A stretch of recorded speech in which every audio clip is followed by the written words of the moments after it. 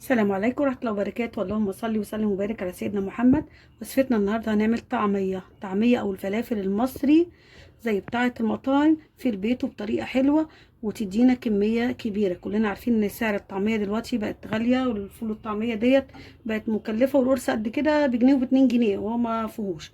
فانا معايا نص كيلو فول مدشوش، او بالمعنى الاصح فول مقشر، احنا بنقول عليه مدشوش. انا غسلاه كويس قوي قوي، وبعدين نقعته 12 ساعة او ليلة كاملة، وبعدين صفيته لحد ما عايزة الفولية بتاعتي شايفين تتقطم معايا كده عشان اعرف ان انا افرمها. طيب معانا ايه تاني؟ كرات يا جماعة، وده اساسي في الطعمية بتاعتنا. كرات اساسي، دول حزمتين او ربطتين كرات صغيرين. عايزه اقول لكم على حاجه ومقطعاهم، ان الكرات يا جماعه لازم تغسلوه كويس جدا. ده شكل الكرات، انا خليت شويه عشان اوريكم.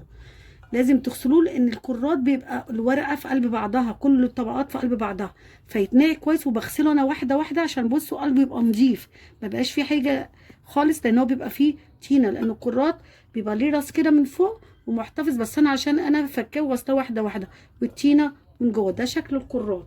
لو الكرات مش موجود يبقى خلاص هتعملوه بالخضره مع بصل اخضر، وممكن لو في بصل اخضر نحطه. انا هحط الكرات بتاعنا كده اللي انا مقطعه قطع على الفول بتاعنا المدشوش كده، ما شاء الله اللهم بارك.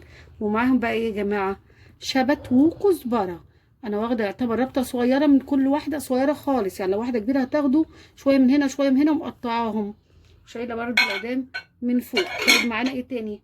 معانا بصلايه، لو في بصل اخضر حطوه بالقروش الخضراء بتاعته، بس انا ما عنديش، فحتى بصلايه تعتبر صغيره، وحوالي 10 فصوص كده توم حلوين. وهنمسك الحاجات دي كلها نحط عليهم حاجات تانية. دول شويه كزبره حصى ناشفه، شويه كمون، يعني معلقه صغيره ومعلقه صغيره. وهنقلب كل المكونات دي كده مع بعضها عشان نبتدي نضربه في الكبه بتاعتنا.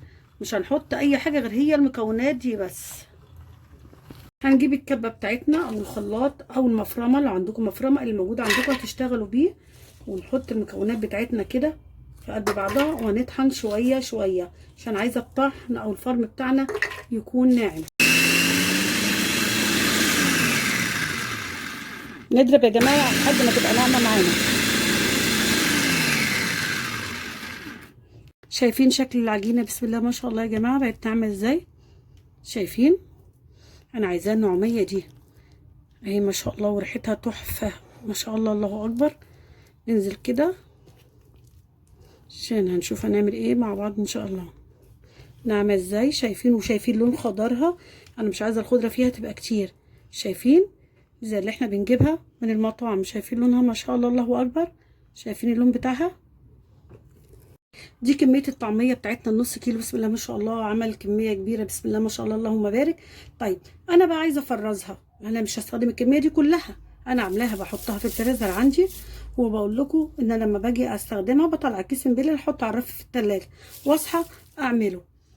هاخد بقى الكميه اللي انا حباها على حسب كميه، انا حاطه كيس كده، والكميه اللي انا حباها هنعمل 10 طعميات 5 طعميات اللي انتوا حابينها، هتعملوها على قد الاكياس بتاعتكم. انا هعملها في اكياس كده كده حلوه بالنسبه لي الكميه بتاعتي قوي كده. افردها كده واعبي الكميه بتاعتي في اكياس كده، اخرج منها الهواء، اعمل كل الكميه بالطريقه دي. دي كميه الطعميه بتاعتنا يا جماعه، بسم الله ما شاء الله. عملت لي كميه هيجي 7 اكياس مليانين، بسم الله ما شاء الله. دي اللي هنشيلها في الفريزر. بصوا يا جماعه بقى، في معلومه عايزه اقولها لكم. الطعميه انا شلتها من غير ما نحدها ولا نحط عليها التوابل، غير اللي احنا الكزبره والكمون اللي ضربناها او طحناها بيه. لما تيجوا تقلوا الكميه بتاعتكم هتعملوا ايه بقى؟ هنحط شويه بيكنج باودر، انا حاطه نص معلقه شاي، ذره ملح انا ما بحدقهاش، وشويه فلفل اسود وشويه كمون، يعني ربع معلقه على حسب الكميه بقى اللي انتوا هتعملوها، فانا مش قادره ان انا احددها لكم. دي الكميه اللي انا اعملها. عايزين تعملوها ساده براحتكم.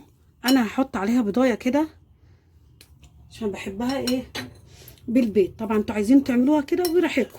وهضرب كل الكميه بتاعتي دي، شايفين؟ عشان تبقى معايا هشه. عايزاكم بقى، عايزه اقول لكم حاجه، لما تيجوا تطلعوها لازم تضربوها كده بشوكه، بالمضرب، بالهاند بلندر، اي حاجه هتديكي هشاشان، تبقى هشه. عشان كده الطعميه اللي احنا بنشتريها من المطعم بتبقى هشه يا جماعه. انا هضربها كده توابل مع البضايه عشان نبتدي نقلي. بصوا كده خلاص انا خلطت الطعميه بتاعتنا او الفلافل بقت هشه ازاي. محضره معايا سمسم، ولو عايزين تحطوا كزبره، بس الكزبره تبقى مجروشه يعني مش مطحونه ناعمه، لا تبقى فيها جرشه كده. الطعميايه وادهن ايدي كده يا جماعه في السمسم، واحط عليها شايفين السمسم، واروح حطها كده بالراحه في قلب الزيت. هنعمل قرص تاني على حسب بقى الحجم اللي انتوا حابينه. وبالايد التانيه هاخد السمسم، انا حطيت الزيت يا جماعه يسخن وبعدين هديت عليه لما جيت انزل بالطعميه بالراحه كده عشان الزيت ما يطرطش. دي الكبيره ونعمل لها صغيره برضو في الحجم اهي، لا ميه ولا حاجه، بايد بشيل وارجع احطها في الزيت.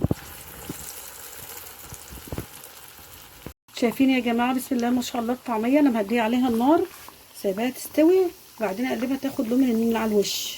شايفين بسم الله ما شاء الله لونها وجمالها وريحتها. بصوا يا جماعه الطعميه بتاعتنا البيتي خطيره ما شاء الله، الله اكبر، بسم الله ما شاء الله، مقرمشه وخطيره ولونها بصوا مش غامقه ازاي، بسم الله ما شاء الله، الله اكبر، اللهم بارك.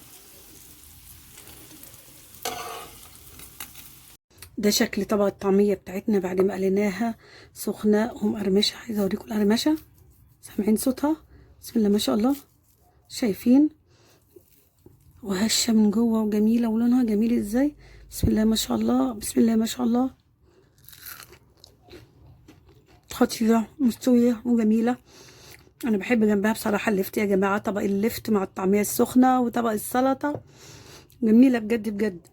ان شاء الله اللي يجرب الطريقه بتاعتي وتعجبه يدعمنا بلايك ويشترك في القناه ويفعل الجرس عشان يوصل لكل جديد. وكان معكم ساميه، والسلام عليكم ورحمه الله وبركاته. اكيد سامعين القرمشه.